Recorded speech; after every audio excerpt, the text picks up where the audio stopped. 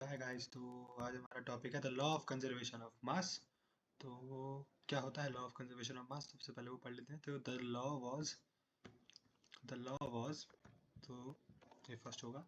It was stated by the Lavoisier. तो Lavoisier ने दिया था 1774 में law of conservation of mass. It is also known as the law of indestructibility of matter. तो according to this law, तो मतलब कि जो इन्होंने कहा, उन्होंने क्या कहा कि in all chemical changes the total mass of a system remains constant और in a chemical change mass is neither created not destroyed. ऐसे मान लीजिए ये हमारा एग्जांपल है एक इसके लिए।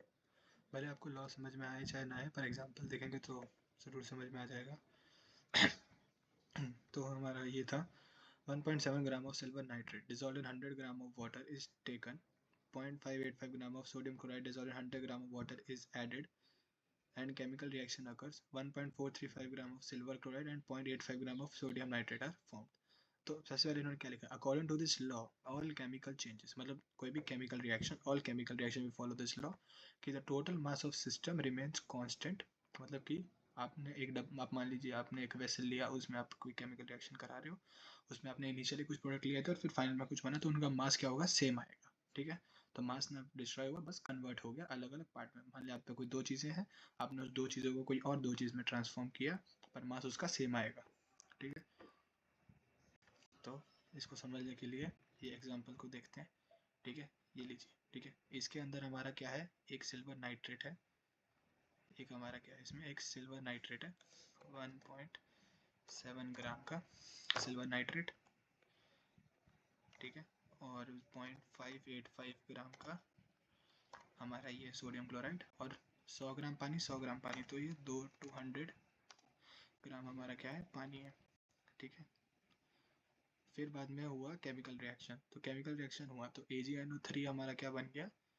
ये बन गया AgCl। AgCl कितने ग्राम बना? 1.435।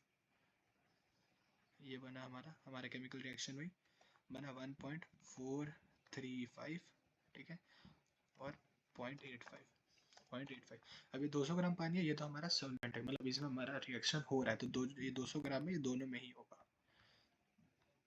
ठीक है। जो ये 200 ग्राम है ये हमारा दोनों में ही होगा। इसको मैं सेंटर कर देता हूँ थोड़ा।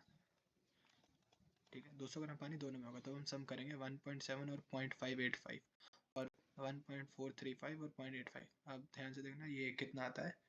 58 और ये अपना 2.285 और ये भी कितना आ रहा है? 2.285 और प्लस 200 ग्राम पानी, तो ये सॉल्वेंट। तो हमारा क्या हुआ? मास सेम रहा। तो यही होता है आपका लॉ ऑफ कंजर्वेशन ऑफ मास कि कोई भी केमिकल रिएक्शन हुई, आप इसका केमिकल रिएक्शन लिखना, आपका मास क्या आएगा? सेम आएगा। और हाँ, सबसे इम्पोर्टेंट पॉइंट इसमें जो है कि it is only valid for the reactions in which reactants are completely converted into products.